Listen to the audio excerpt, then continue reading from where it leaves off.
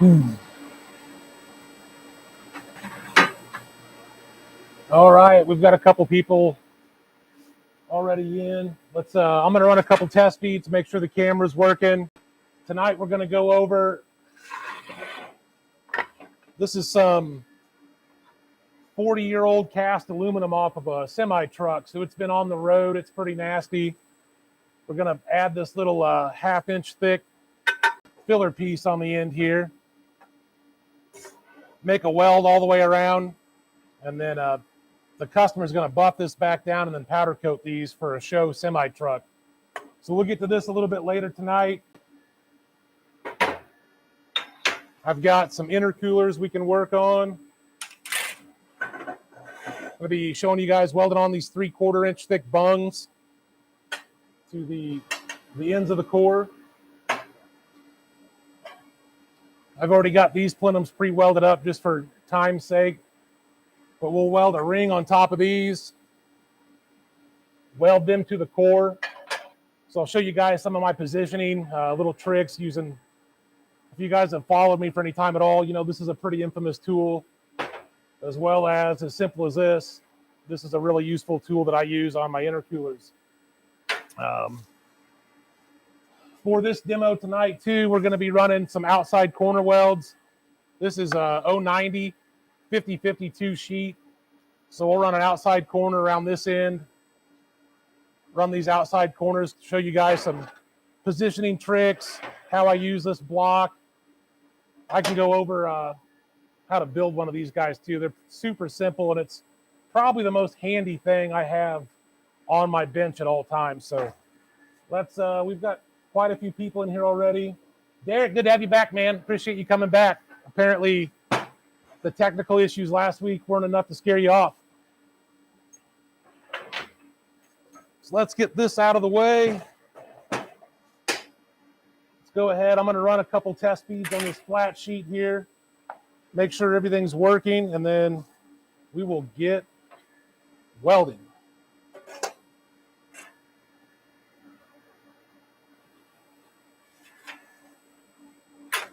So I just want to make sure that my arc shot cam is still on the right focal point. So we'll run a couple beads, and then I'll check you guys in the comments and see if I need to adjust it a little bit. Hopefully it won't cut out on us too much.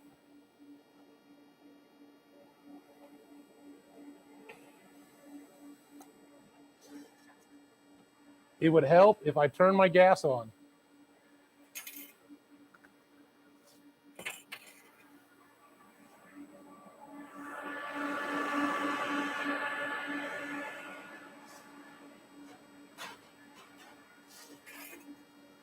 There we go. First issue of the night already out of the way. Stuart, I'm actually using, let's see if I got it over here. Well, if you guys can see it from back there. I'm running a Midwest Tungsten Supply 1/8 inch 2% lanthanated. That is the blue tips. That's pretty much all I run on aluminum is 1/8 inch 2% lanthanated. And then on like steels, mild steel, stainless steel, I'll typically run 3/32 2% lanthanated. So now that I got my gas on, let's run a couple beads. See if we can get dialed in.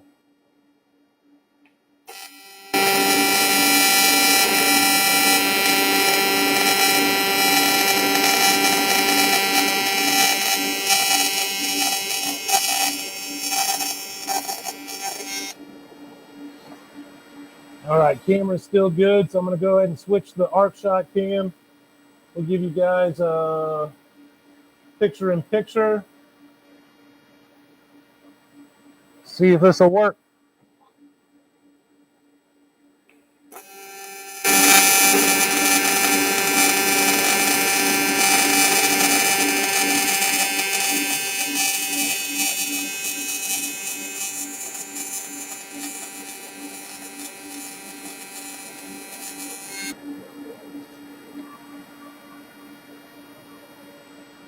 All right, looks like the arc shot cam is working pretty decent tonight.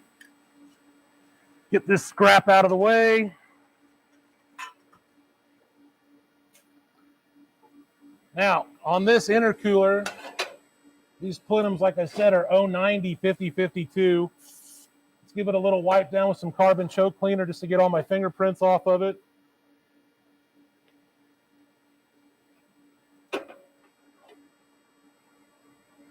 And I am running an Everlast 325 EXT.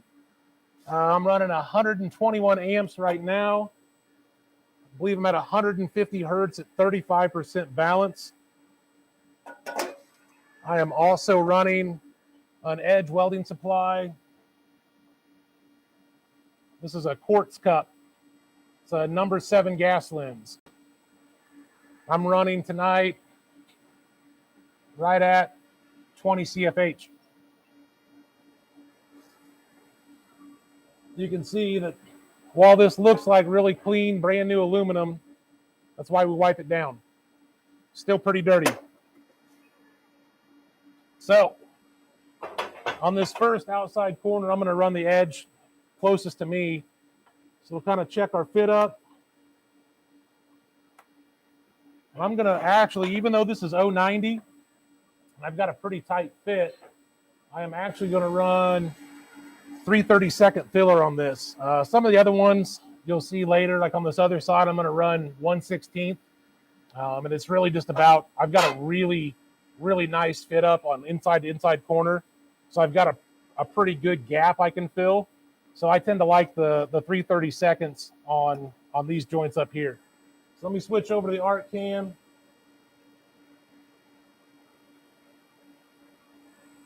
Now, my hands might get in the way a little bit on this shot. I'll try to keep that in mind as I'm going along.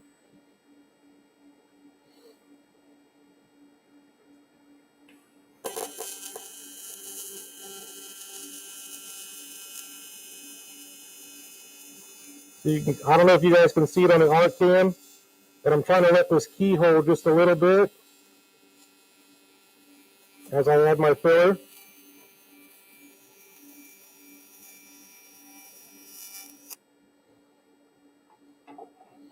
I'm going to reposition just a little bit. Normally I can run these in one shot, but I'm trying to keep you guys in frame on the arc shot and get my hand out of the way, so bear with me.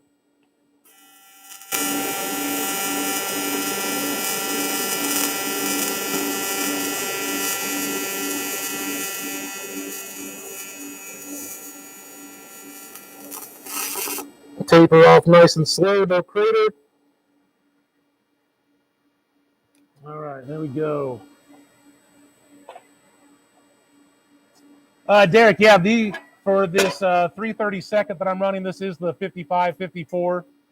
I'll be running 40-43 for my 1/16. But everything tonight, until I get to the cast aluminum, is going to be 55-54, 3/32. And the 1/16 will be 40-43. So once we get, damn, the camera's frozen. So I don't know if you guys have ever dealt with a live stream on YouTube, but the actual live stream in the comments, there's a delay. So I'm sorry if I don't catch that the camera is frozen right off the bat. It is what it is. So part of the position for this one, I'm going to be running it just like this. So I'm going to come right along this edge and then turn. So I'll turn here. I'm going to try to do this one all in one run. But you can see I don't rig it up flat. And that's one of the great things about this this holder, is I can actually position things at a little bit of an angle. And that's mainly for me not having quite such an extreme rotation in my hand as I come around that corner.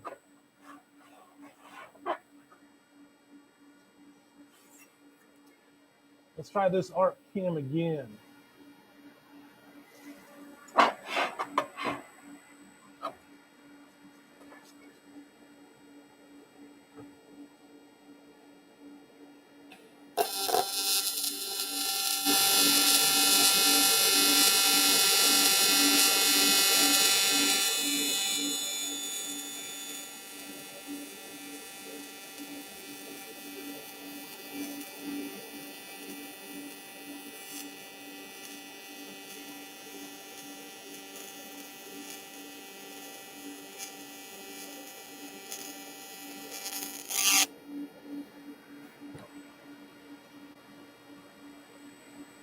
Camera didn't freeze up, so I hope you guys caught some of that at least. Like I said, with the way the camera is and where my hands like to be, it's a little bit awkward for me. I'm trying to change up how I weld. Let's see. We'll try to. There is some dust on that lens, Brad.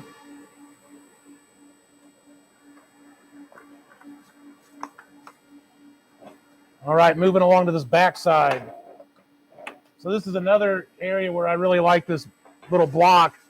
I can actually put my torch hand on it and use it to push this flap nice and tight against this edge. So that's what I'm doing. I'm backing it up against my holder. And I'm just going to tack it. No filler, just using a little bit of foot pulse. I know I didn't go to the art cam on that one. I'll switch over on this one. Hopefully you guys can catch it. A little bit of persuasion.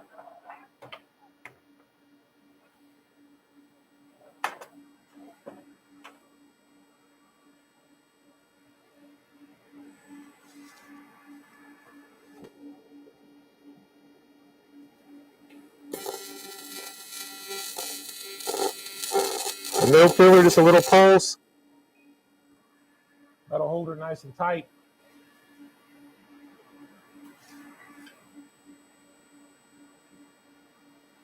Grab a fresh piece.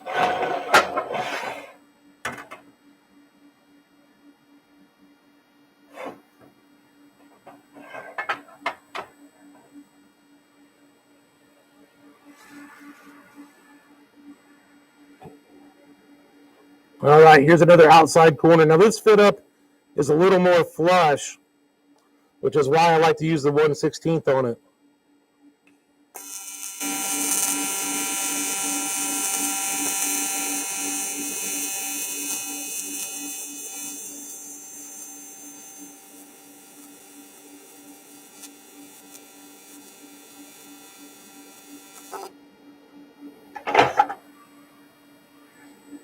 Make sure the camera wasn't frozen.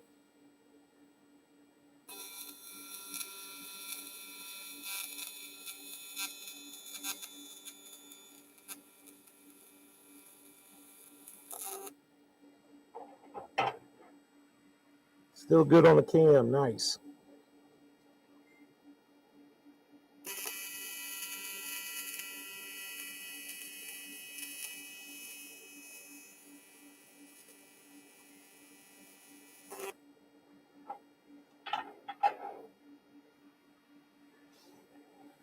Just checking, when I look over, I'm just checking to make sure that the camera's still on for you guys.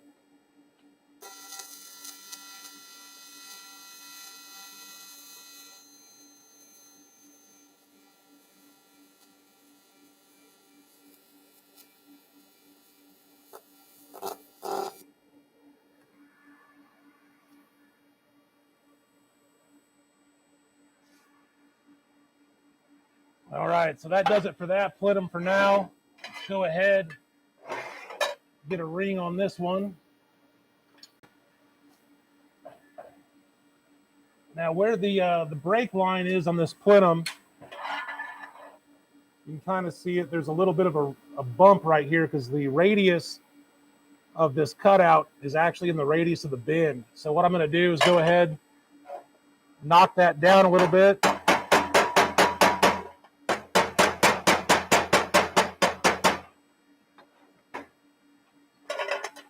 Just so our ring sits a little more flush. I'm not going to switch to the art cam yet. Go ahead and get this tacked up.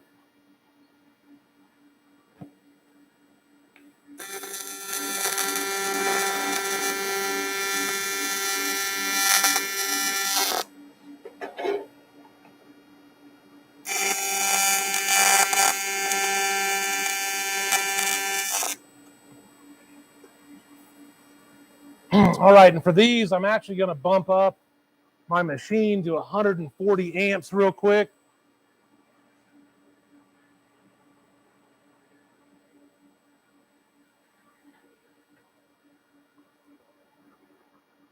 These rings are about 150 thou thick. So I need a little bit more amperage than I did on the 090. So again, this is where I really like to use this block. So instead of having the plenum flat and having my hand like this, see if you guys can really see that. I typically like to mount these in my little holder, and it just gives me a little bit better angle to roll around. So that's something to think about. Like, just because typically flat is easier on most welds, having something to prop things up, different positions, like this, which I'll come to. I'll end up moving the plenum like this. I like to have things at a little bit of an angle. And for a fillet weld, this is actually like a 2F. So actually rolling it up takes it from like a horizontal fillet to a flat fillet.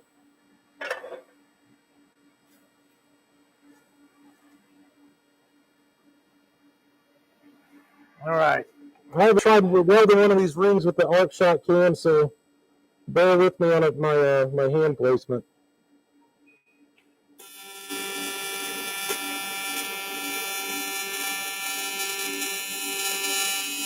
So you can see I'm focusing the weld more on that inlet ring.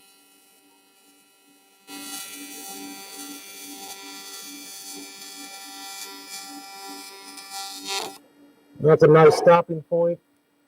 Camera's still live. I'm going to rotate it a little bit.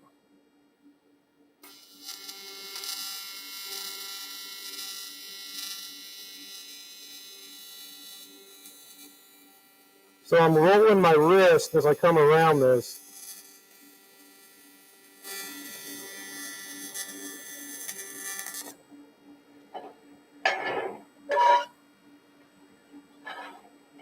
Let's get back in here again.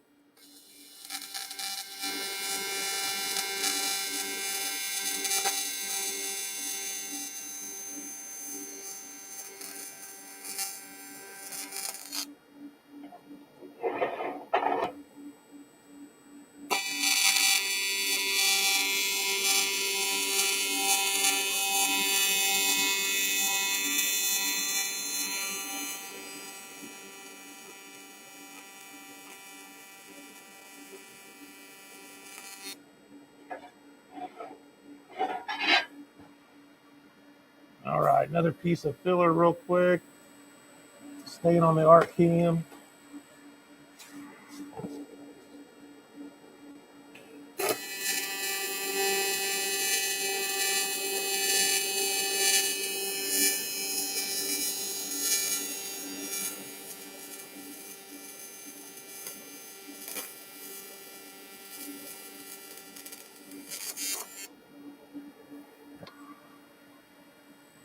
All right, there we go. So we just welded up this ring. Now we're ready to pull our plenum down. Or I mean our intercooler core. Sorry. Now I've got these 3/4 inch thick blocks I'm going to tack up and weld. So we're going to give this arc shot cam a really nice workout. Now these blocks are 3/4 of an inch thick. I've got roughly a 3/16 thick end plate here. So we're dealing with some pretty good thickness. I'm going to bump the machine up to 280 amps. I'm going to go down in my frequency to 100 hertz. So I'm going from 150 hertz down to 100 hertz, and I'm going from 140 amps up to 280.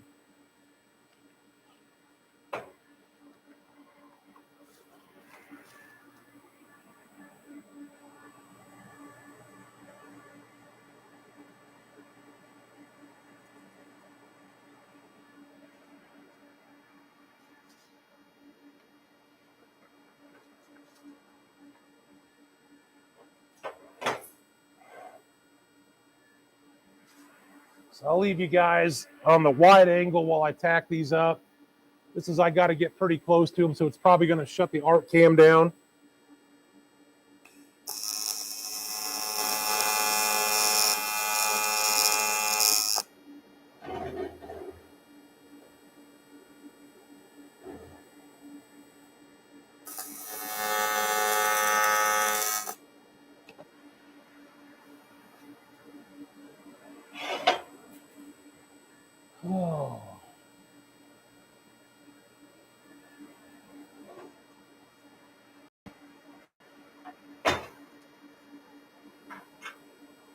get this tacked up and we'll get it positioned. I'll get you guys back on the arc cam. We'll see if we can get a good shot of these. These are actually pretty fun to weld up. When I was first starting out, these were one of the toughest things for me to make look good. It just seemed like the weld always came out super overcooked. They were just hard to make look good. And then after some experimenting and trial and error, I can get these to look really good. And so it's one of my favorite intercoolers to build these days. So now we got those tacked on there, checking my print, making sure we're right, and we are, thank God. Now this is one thing to think about when you're building something, termination points. So this plenum is actually on the bottom of the intercooler in the car. It'll sit like this in the car. So our termination points on this plenum more or less don't matter too much. It's not going to be seen. On these guys, they sit right up front. And so you can see the termination points from the top and from the front. So one thing I like to do on a lot of these is hide my termination points.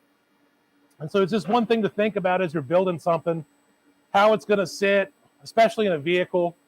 Like if you're doing some aluminum tubing, you don't want a bunch of termination points on the top side of the tube. So it's really important to think about how something's going to sit and then start your weld on the bottom or someplace it's going to be hidden and then wrap around to it to where it's going to be hidden.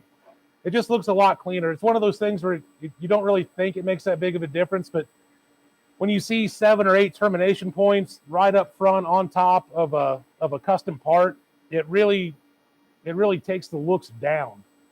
So just something to keep in mind. So one thing I'll do with these is I'll prop them up just like that. And again, that changes my fillet weld from being a very flat fillet to being able to roll it up a little bit like that. And what that allows me to do, it's a lot harder to keep a good torch angle with it flat than it is with it angled a little bit. So I angle these up just a tiny bit, and it really allows me a better torch angle. Wow, we got 50 people in here. That's awesome. And again, guys, as I'm going through the live stream, I'm trying to look over and check out your questions. I'll try to get to them when I can. Everything I have on the table, you can't really see all of it off to the side of me, but this is all subcontract work I'm doing for a customer. So right now I'm actually working, and that's one of the things I wanted to do with this live stream is kind of show like real world applications for some of the skills you've learned, like in the Everlast videos or watching any of the other welding videos on YouTube. I really want to take the lessons you learned from those videos and show you how to apply them to real world situations. It's really easy to make a good weld on a coupon that's perfectly prepped and it's a good fit up. And so when you get into stuff like this where one company cuts it and bends it, it's shipped, across the city or sometimes across states, it gets a little beat up. Not everything lines up perfect like you'd like it. So that's one of the things I want to show you here is how you use not only torch manipulation and what filler rod you use, but also machine settings. And I'm going to get another camera here pretty soon that's going to be more over my head. I'll be able to take it and show you the machine and what I'm adjusting. So we're still getting warmed up into this. Dustin Apple, material thickness. So the plenums are 090, 50, 52. The inlet ring here is 0.155, I believe, or 0.150. The blocks I'm getting ready to weld up are 3/4 of an inch thick to a 3/16 end plate. And I'm running, again, guys, I'm running 280 amps at about 100 hertz. Derek, so when I was swapping over to that 1/16 filler from the 3/32 up here, I had a really nice inside corner to inside corner fit. And so, like, picture these are the edges of the plate. If you get a real nice inside corner, you've got a pretty wide gap you can fill. So you can use a little bit bigger filler rod. On this back section, it was more like this plate was flush to the edge. And so I didn't have a real good gap. And it's just the bin line was a little bit off. They could have brought that line out a little bit and given me more of a gap or a little bit better fit up, but they're mass produced by a guy that probably doesn't weld. So he made it real flush for me. So that's why I go down to a 1/16. I just don't need quite as much filler because I don't have like a void to fill. So that's why I went down to 1/16. All right, so now let's get on the arc cam. Again, we're running 280 amps at 100 hertz, and I'm running 35% balance. I'm going to ball this tungsten up just a little bit, just because I'm running such a high amperage, going from such a low amperage. I'm going to crank my balance up.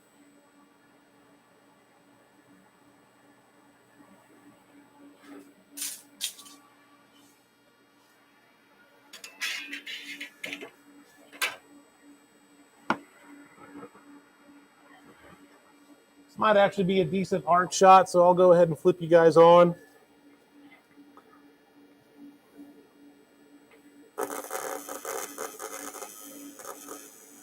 So I'm rolling into this really slow just because I got the balance set to 90% electrode positive. Oh, camera locked up. Sorry, guys. Oh. So now I got my tungsten up a little bit. Go back and change my balance back down.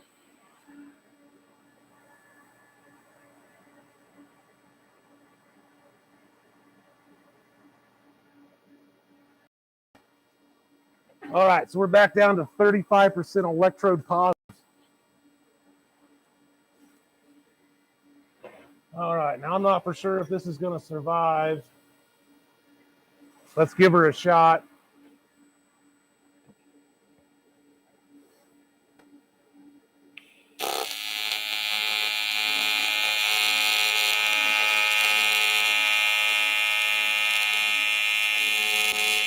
Ooh, it's welding up dirty.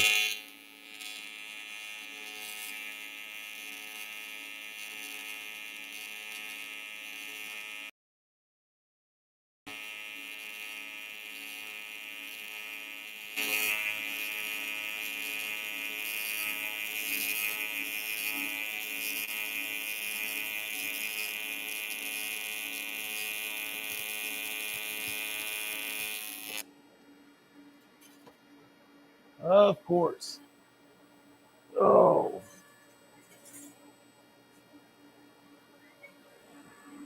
Dang it. I'm going to go ahead and keep you guys off for this run. See if you can see some of my hand position. Go ahead and turn a little bit.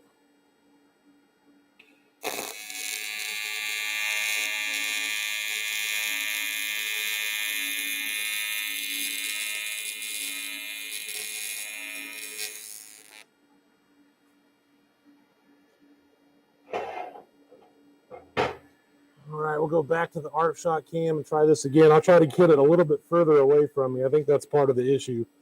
So I try to get up real close so I can see.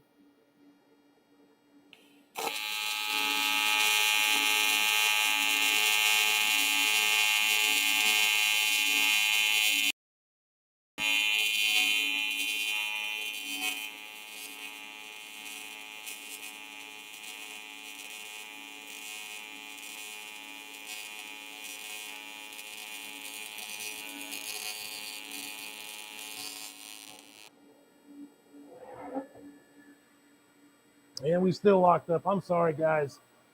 I'm really trying with this thing.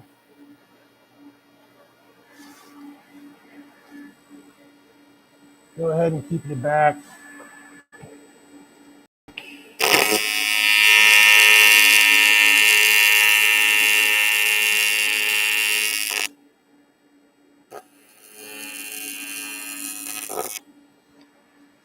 All right, let's swap to this other side. Again, we're starting on what will be the bottom of the bung, just so that termination point is hidden. Yeah, sorry, translator. We're still working out some of the bugs. All right, Dustin, I'm actually running 1/8 inch, and on the thinner material, I was actually running a pretty tight point, about a 30-degree grind at a point. I didn't have it trunciated or blunted, and so I really like that for the thinner stuff. As I move along and building the intercoolers, the tungsten will normally just ball up a little bit, but generally I'm not going from 90 amps up to 280 like I am on these. So for these, if you try to start this at 280 amps with a real tight point, excuse me, it's going to blow the tip out. It's going to ball up and get real erratic. So if you start by just giving the tungsten a little bitty ball and give it something to go off of, you'll get a lot more stable ball as you go along. And so that's why I balled this up. And this is, again, 1/8 inch, 2% lant. It's 2% lanthanated. Let me reset this camera again. We're going to work the bugs out one of these days, guys, I promise. We're getting there, slowly but surely.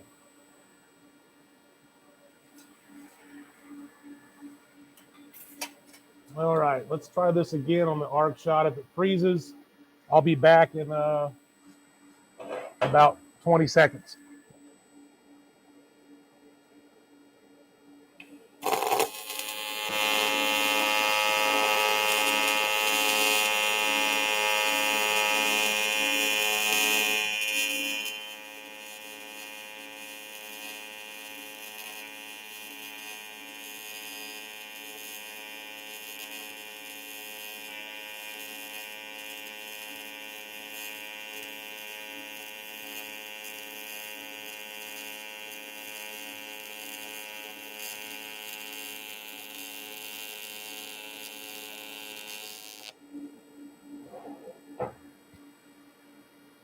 It didn't freeze. There we go.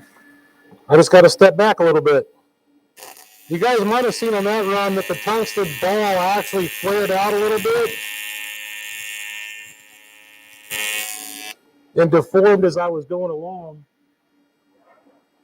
but it didn't fling off, so that was nice.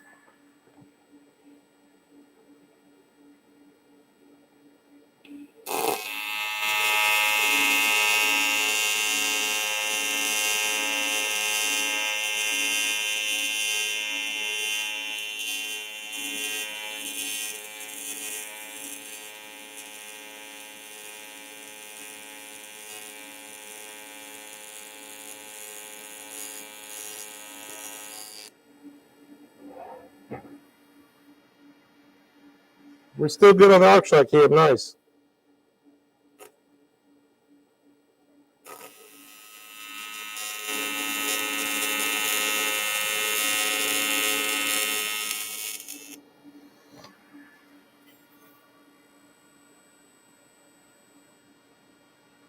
Yeah, Dustin, live arc shots. We're doing big stuff here.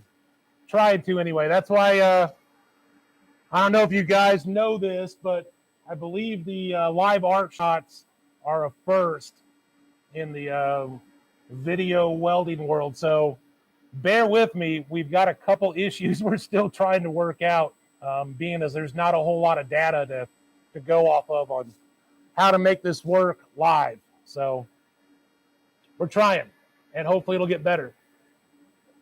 So now we got our bungs welded up. We're going to double check our print real quick to make sure we're good.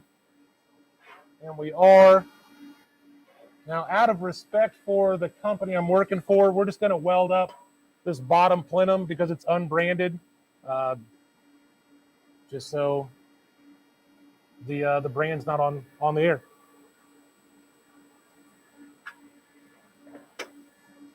So we're actually going to flip this over since this is the bottom plenum. Kind of checking our fit. It's not too bad. We need to prop that up a little bit. So what I'm checking is that the sides of this plenum are nice and flush with the intercooler core. If it's recessed, if the plenum's a little bit narrow, that's not so bad. That actually is kind of my preferred way to weld them. It gives you just a little bit more to put the bead on. It's also just a little bit more controllable if you have the plenum inset a tiny bit. This one's lining up pretty much perfect. So I'm going to go ahead and tack it. We're going to turn our machine back down here in just a second. But right now for tacking, it'll be fine. So I'm going to go through and tack the corners.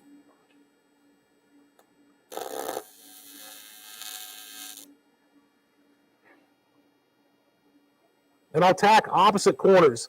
So you tack this side, it'll want to lift the plenum up. So come over here and push it down with my torch hand. Give it a little tack.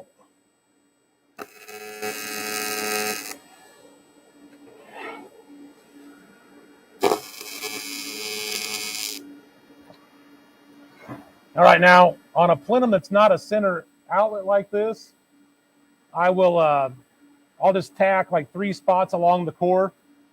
With this center outlet plenum, it's got this little flap here, so you can see these joints here. So I'm going to go ahead and tack like one right here. I'll tack the flap down, and then tack down here, and I'll actually weld these up first. And the reason for that is, again, to if you weld the core first and then you come back and weld up these seams, you're going to have either a start or a termination, depending on how you do it, on your core weld. And it just doesn't look as good as having a nice solid weld that overlaps your start or your termination on these joints. So again, it's just one more thing to think about when you're building something, the overall or like the finished appearance. Let's go ahead and tack these up real quick.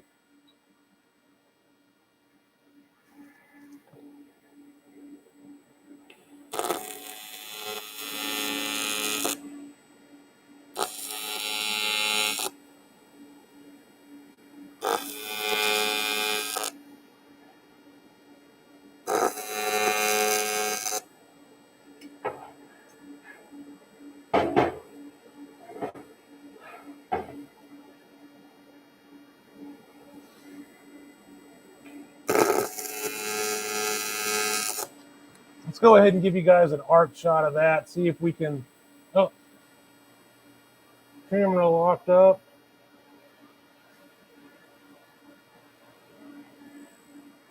All right, there we go. You're back.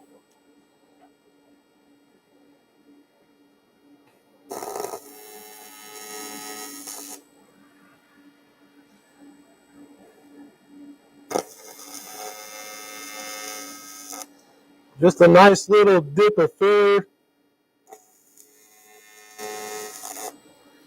Now, one thing to think about too, since we're coming back over those tacks here in a minute, we don't want a really big tack. You want something just enough to hold the plenum, that as you go along and it starts to want to tweak, that it doesn't pop your tack. And I'll probably end up popping one of these as I go along.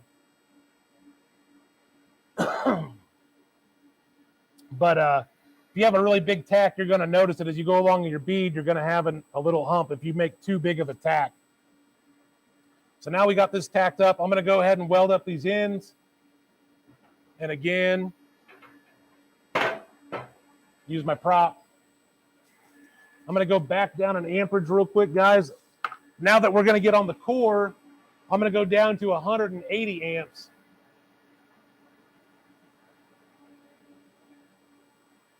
So we went 120 for the sheet metal.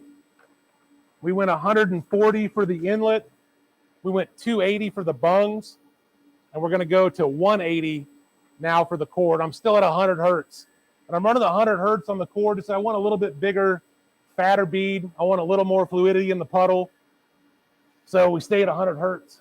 And as far as the cup, that's this is a quartz gasoline 7 cup from Edge Welding Supply. The quartz cups are meant specifically for aluminum. And I've ran these things, you saw, I ran them at 280 amps for what was that, about a minute and a half. And I've been running this cup now I think I've been on this cup for close to 8 months.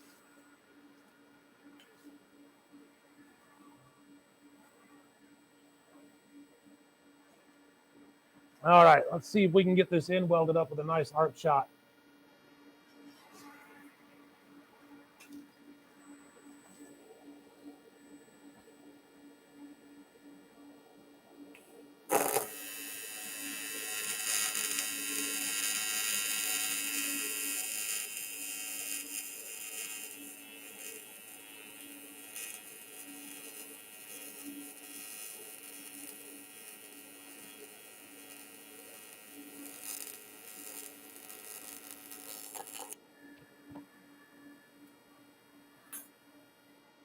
That looks like we killed the cam again.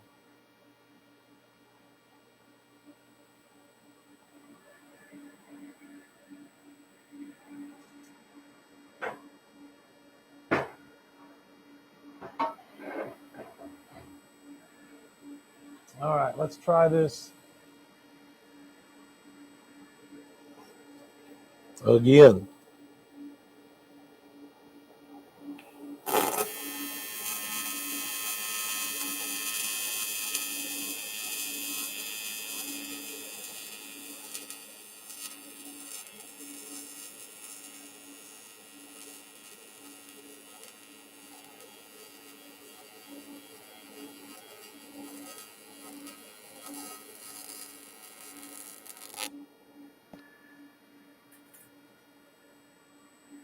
All righty, there we go.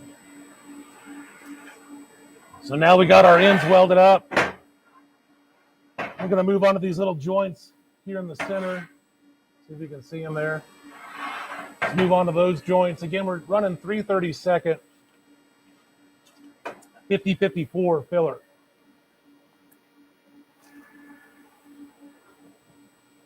So I'm going to run one of these without the arc cam, and then I'll come back and run one with it.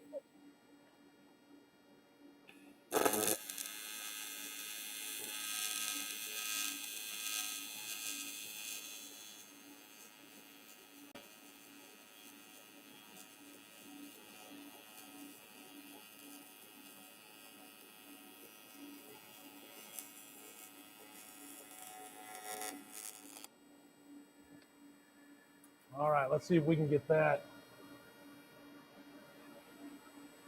Hey, Tommy, I appreciate the support, man.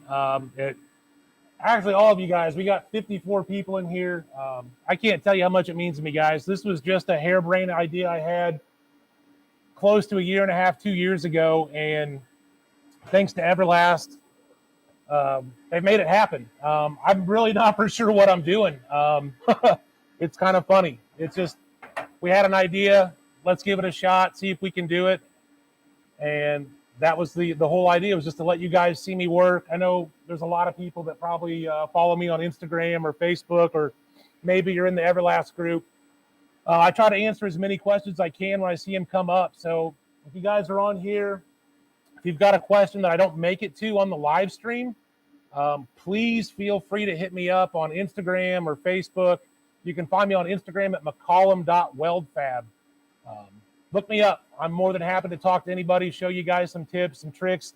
That's a nice thing about this arc shot cam. Once we get it figured out, I'll be able to put it on the torch and actually show you guys a lot tighter detail on hand movement, how I'm rolling the torch, where I'm adding the filler, and then how I'm biasing where my arc is on different thicknesses. So we're still, like I said, bear with me. We're still getting the bugs worked out.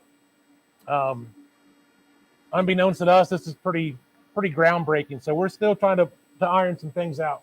So let's get on the arc shot, see if I can get a good shot of welding up one of these seams.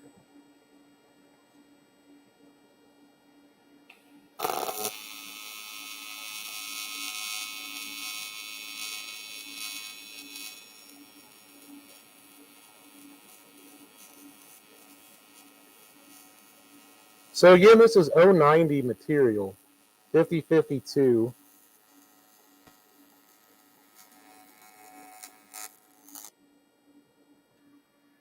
Oh, it survived. That was a nice one. Hope you guys got to see that. So what we're going to do, I'm going to weld up these two other joints real quick, and then we'll do a core weld. This is a 24-inch wide core. I can probably get to about here in a single run. About 18 inches is what I can usually do out of a full piece of filler. So I'll weld these two up, and then I'll show you guys a core weld, and then we'll move on to some heavy cast. We've already gone a little bit longer than I thought we would on this, but we're live, so things happen. So we'll go back to arc shot.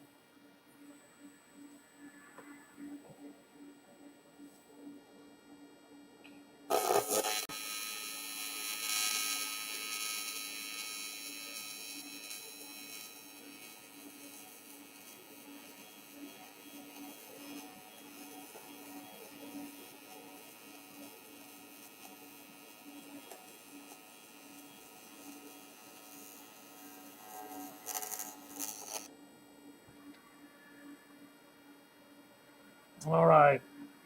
We'll go ahead and do one without the arc cam.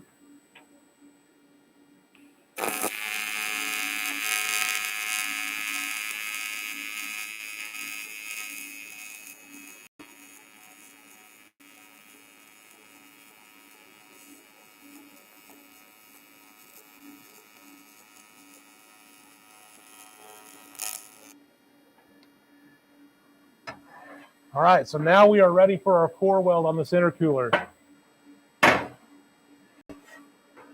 Everything's looking pretty good.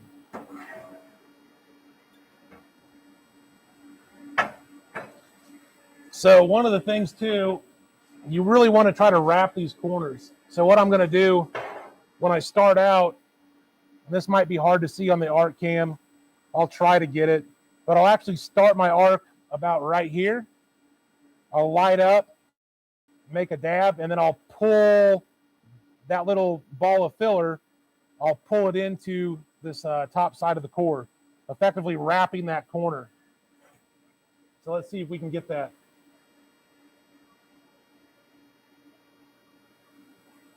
So here we go, arc shot cam. Let's see if this survives. This is what I've been waiting to show you guys on this arc shot cam, so I'm really hoping this plays out.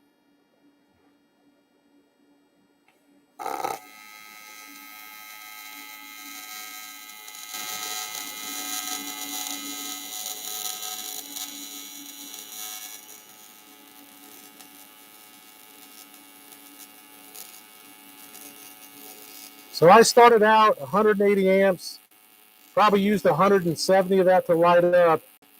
I'm probably already down in the 150 range. By the time I get to the end of this run, I'll be down in the 130s.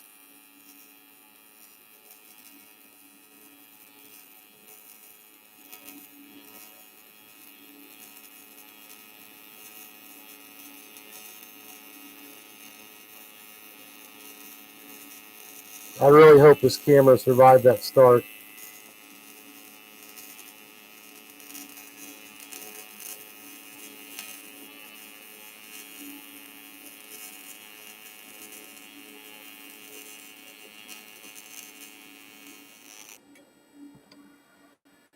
Oh, it did.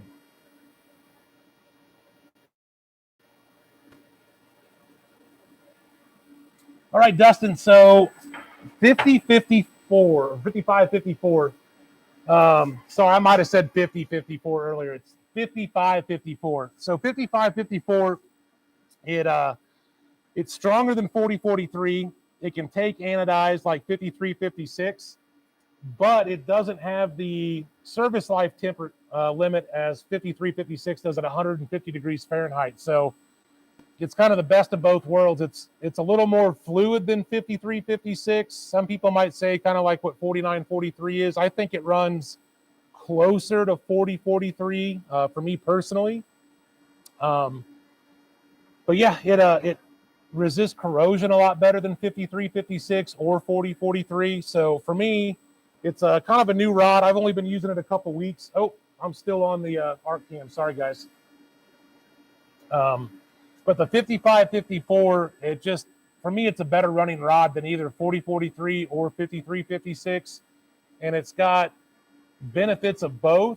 but without some of the restrictions and some of the negatives. One of the things, you cannot make this 55, 54 turn grainy like you will with 40, 43.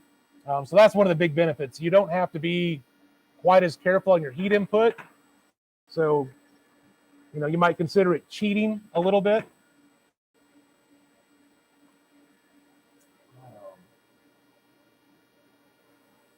Yeah, see, and that's the main thing when you're tapering off. You want to start rolling out of the amperage, and as the puddle is still fluid, just give it a real quick jab and just kind of work it around and then come off the amperage. It takes a lot of practice. I mean, even I've been welding aluminum pretty consistently now for going on 9 years, and I'm sure if you dug through the pile of parts I have off to my side, you'll find a small little crater here and there. It's unless you are super, super, super anal, you're going to get a little bit of a crater every now and then. Typically on like the plenums, where I'll crater out is a spot where I'm going to go back over anyway. So it's not as big of a deal. On the cores, I really try to avoid any craters just because they're going to take most of the pressure. So let's get back on the arc cam so we can finish out this run with success. And I'm making a little bit shorter runs than I normally would just to make sure that this camera is staying on. So again, lighting up about 170 amps, already backing off, probably down in the 160 range. Probably now down in the 150s.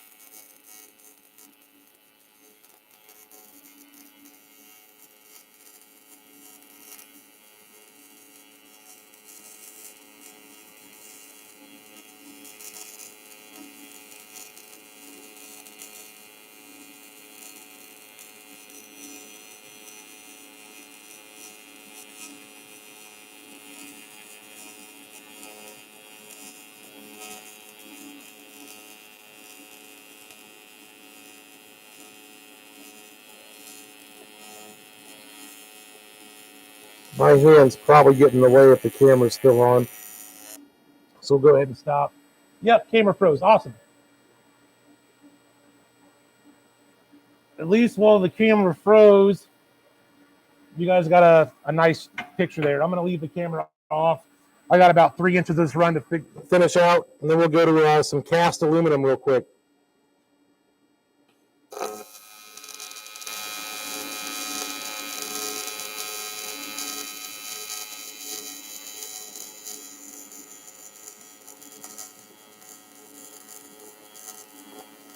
Again, I come here to the end,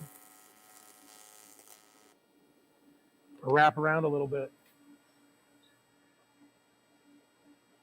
Go ahead and turn this camera off.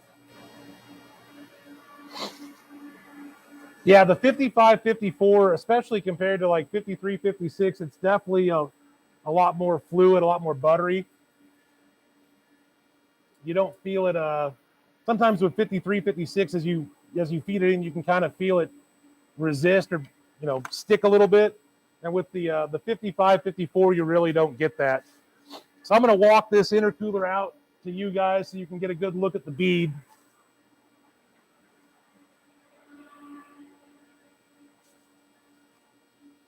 Oh, there we go. Hopefully that's in focus. So this thing's about halfway done now. I'll set it off to the side.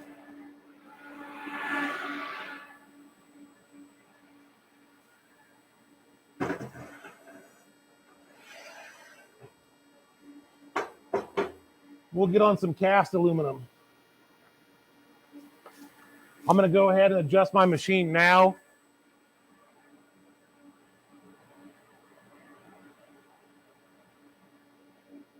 We're going to go up to 280 amps again. This is about 1/2 inch thick. It's a little plate we're going to put right on the end here. And this cast is probably a pretty solid 1/4 inch thick. So I turn the machine back up to 280 amps. Sorry, Travis.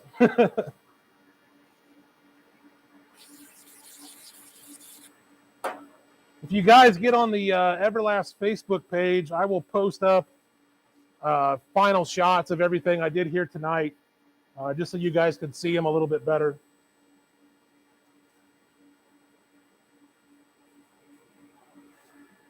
So the guy that I do these for, he's a machinist, and he puts like a coating of Dicam on these just so he can see that they're flat. So I'm taking that off right now. And I actually really like working for this guy because he went through and he cleans all these edges up for me and buffs them down. So there's very little cleaning on my end on these, mainly just wiping them down.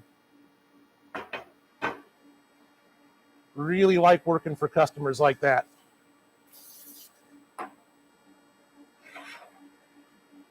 So we'll give this a good wipe down.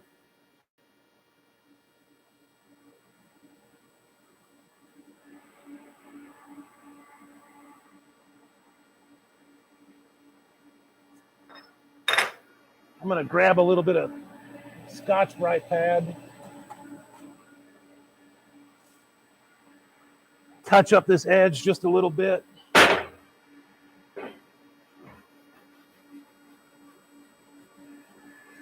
So there's just a little bit of oxide on this edge. It's going to shine it up a little bit.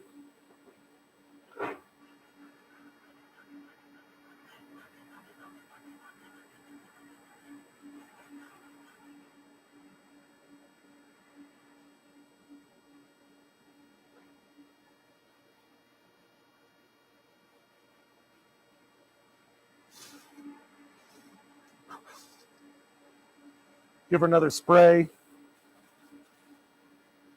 Again, guys, I use carbon choke cleaner. It's non-chlorinated. It won't kill you. Doesn't leave a residue. It's really good at getting grease, paint, marker.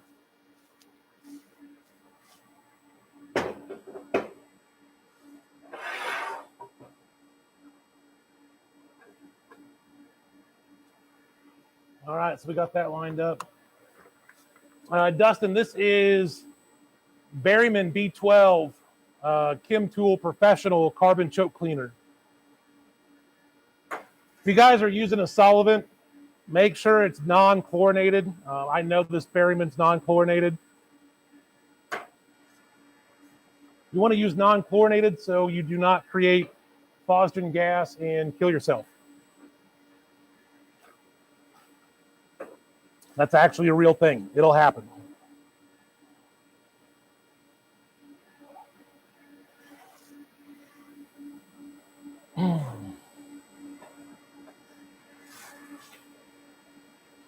All right, now for this, I'm going to use 3/32 4043. With this cast, I've just found that the 4043 does work a little bit better for this particular cast. These are headlight buckets off. Someone will probably know semi-trucks better than I do. But these headlight buckets, I think, are off a Peterbilt. Don't hang me on that one. I think they're off a Peterbilt. And what these are for is they're going to go on a show semi. So this customer is going to buff these back down, smooth them out, and then powder coat them. So let me get this tacked up, and then we'll try to get on the art cam.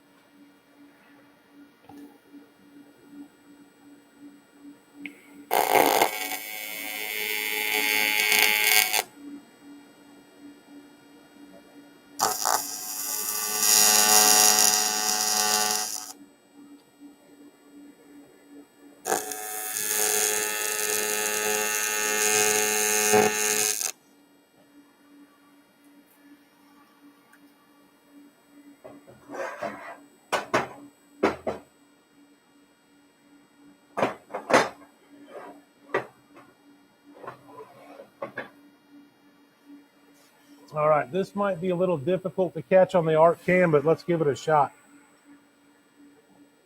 Again, I'm running 280 amps.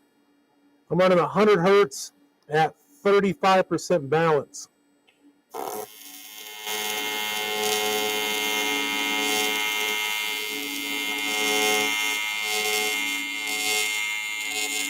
And I probably killed the camera. I know I'm a little close. So bear with me for a second, guys. I'm going to finish this run out.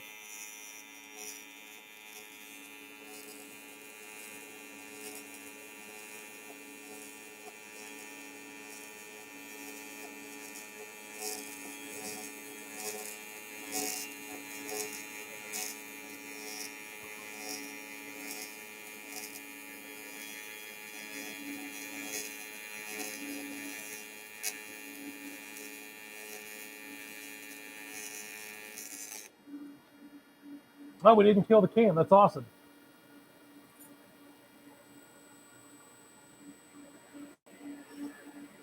Yeah, Joe, 40-43 in a spool gun or even like a push pull gun is a pretty sloppy outfit. 40-43 is just so soft that you usually get a lot of like the wire will kind of bunch up or you'll bird's nest real bad. Typically, if I'm running MIG aluminum, I'll run 53, 56 just because it's a little bit harder of a wire. So it pushes through a gun a little bit better. So now that we actually got that to work on the art cam, I didn't think it would. Let's try that again. So here we go for our second pass on this 40-year-old cast aluminum.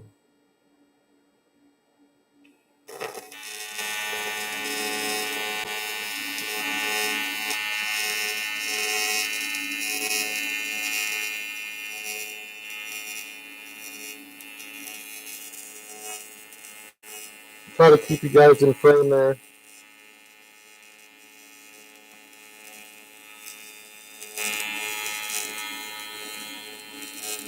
Probably getting out of frame now.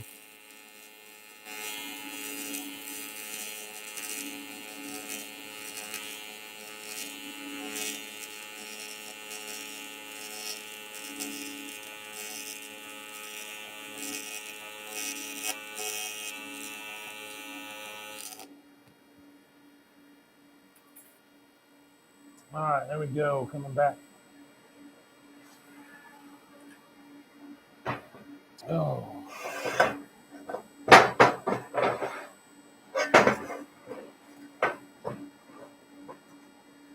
I really like doing these. You can see I've been working on this, maybe 5-6 minutes. I charge $30 to weld these, and the guy's ecstatic about them. So this is a really good money maker for me. When I get a set of these, I'm just tickled to death because this is a really good money maker. It's nice and easy.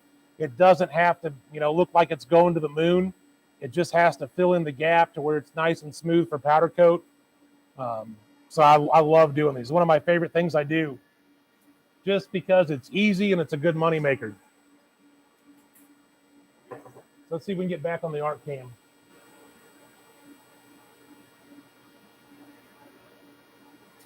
Oh, I'm glad that one worked out. I was kind of worried that this would be a tougher shot to get.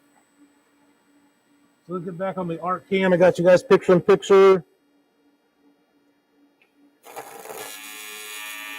Now this is usually the dirtier of the 3 runs, so let's see how this plays out.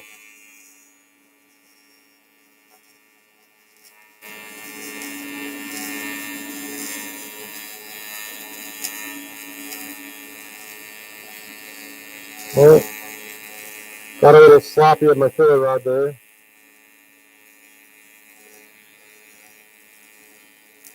But we saved it.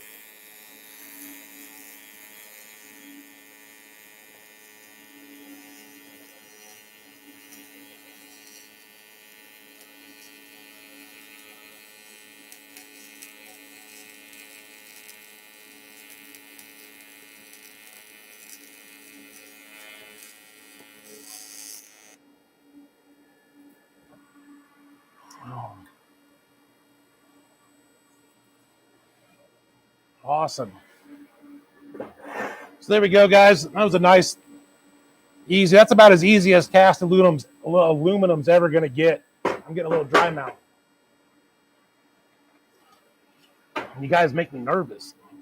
But yeah, I mean, for cast aluminum, that's about as easy as you're ever going to get it. This is actually some really nice cast. I don't know what the grade of it is that Peterbilt used back in the day, but I absolutely love welding these up. You can make some really pretty cast aluminum welds on these. So if you guys have any other questions, wow, we do have 77 in here. That's awesome. So if you guys have just joined, I'm actually getting ready to wrap up unless you guys have some more questions or want to see something. But we're going to be doing this every Monday night at 7 p.m. Central Time. I'm located here in Kansas City, so it's Central Time for me. Works out good for East Coast and West Coast guys. So yeah, this is it. Basically, the idea behind this is to let you guys kind of live stream, watch me work. Maybe you can pick up on how I position things, different tools I use, different methods I use to get things done. So for those that are just joining, I hope you come back. This video will actually be posted on the Everlast Welders YouTube page after we're all done. And I check the comments on all the videos. So I try to get back and try to get back to everybody. I really do. And if you guys have a question I didn't get to on the live stream, I've mentioned it before, but always feel free to hit me up on Facebook. You can find me on the Everlast Welders page. I'm one of the moderators on there, so I'm easy to find. You'll see me like or comment on most of the posts. And then you can find me on Instagram at mccollum.weldfab. That's MCCOLLUM.weldfab. Find me on Instagram. Hit me up. Send me a message, guys. I'm always more than happy to try to help you guys out. Any questions you have. We're trying to get the art cam dialed in so I can do some more like live, like one-on-one help or take videos and show you guys some issues you're having. But yeah, please come back every Monday. So this is what we're doing. We're kind of up for questions now. If you guys have any questions or want to see something, let me scroll through here and make sure I didn't miss anything. Hey, Paul, good to see you, man. I appreciate your support, brother. You've been behind me for a long time, so I really appreciate it, dude. Breakneck Trent. So what camera am I using for the arc shots? This is a camera by Melt Tools. It is called the Multi-View Apex.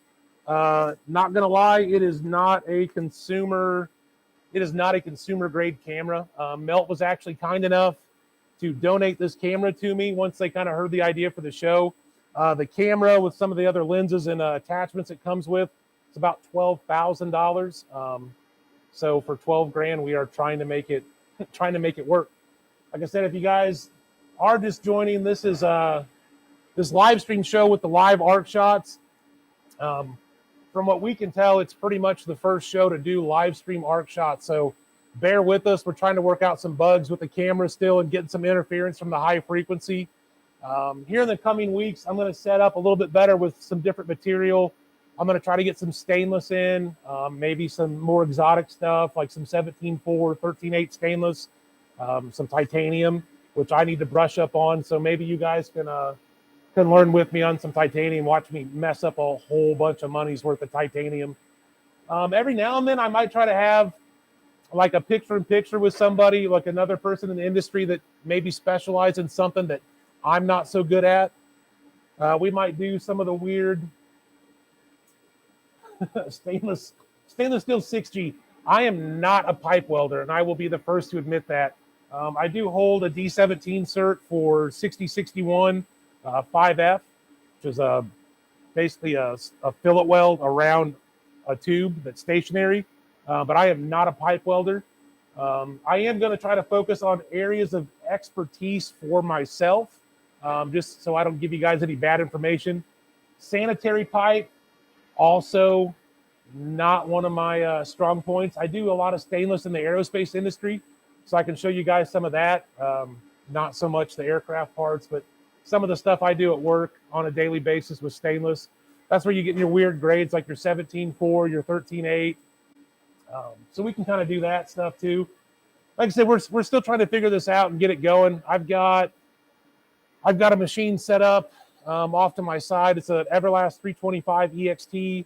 I've also got an iMig 200 and 82i plasma. I'm getting ready to get an MTS 275 multi-process because I get a lot of questions about those machines. And then I've also got a Everlast 253 DPI, which is a single and dual pulse machine. I've got it set up for MIG. So we might try to rearrange my table a little bit and get some shots of some pulse MIG on aluminum here pretty soon. Let's see.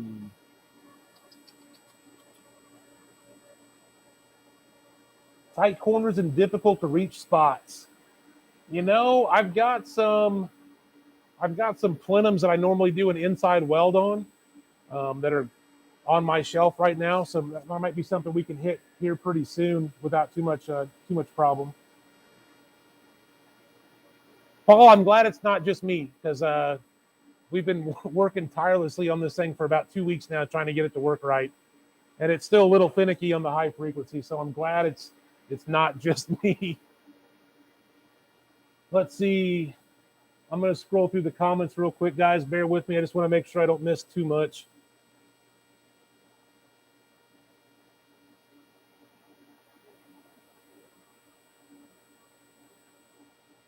All right, so how I built my jig. So this thing, if you guys have followed me for any amount of time, this is probably my most used tool on my bench next to my TIG torch. And all this is, it's a 1/8-inch wall. I believe it's, I can't even remember what size tubing it is now. It's been so long. So this is 1/8-inch wall, 2-inch square tube, and it's just welded to a piece of 1/8-inch, like 2-inch leg angle iron, just set up in a V pattern. And I use it for everything, guys. Like welding these plenums up. I'll prop it up. I'll prop some of the plenums up like that and weld these corners. Use it like this. And then to weld up these rings especially, I'll lay it in here like that. And then I can roll it. And it holds the plenums nice and tight.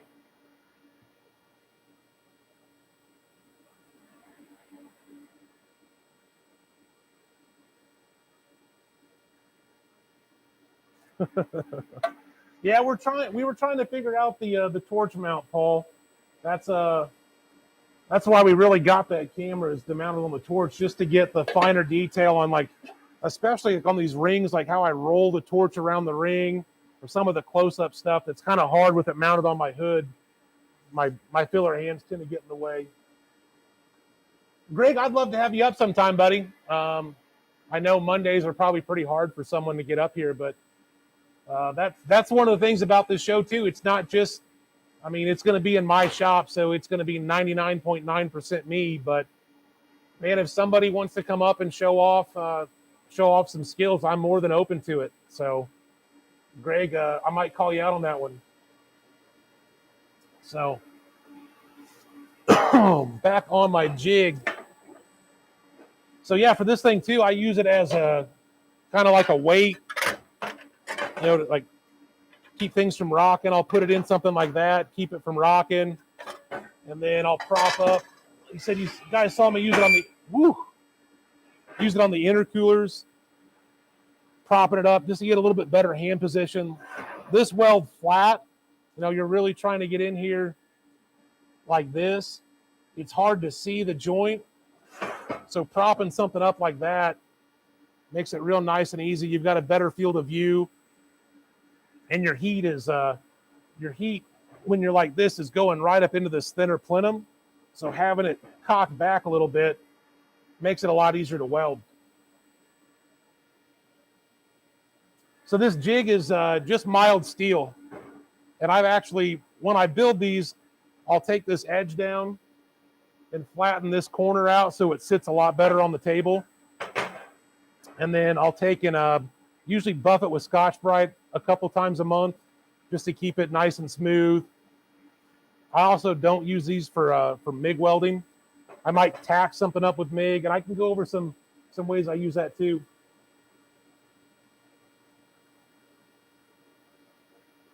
Yeah, keeping parts scratch-free. That's another thing. It keeps, when I'm in this, it keeps me from sliding the part on the table or rotating it on the table. So keeping stuff scratch-free, if you've got this plenum locked in here, it's a lot easier to handle, and you're not going to, be as likely to scoot it around while you're welding. It kind of locks things in place. So it's got enough weight that it keeps things down. Oh. Yeah, Paul, send me your number. I'd love to talk to you about getting that camera set up. Anything to help me out, I will take help from any person I can. So we're at an hour and 16 minutes, guys. I'm gonna get back to work on all my subcontract stuff. So again, I appreciate you guys joining me. Come back next Monday at 7 p.m. Central Time. I I don't know what we're going to do next week. I'll try to keep little sneak peeks posted either on my Facebook or on my Instagram page. So give me a follow and keep up. And if you guys have anything you want to see, then make a suggestion. I'm open to anything, guys. This show is as much yours as it is mine. So anything you guys want to see, hit me up and we'll try to get on the schedule. So again, thank you guys. We'll see you next week.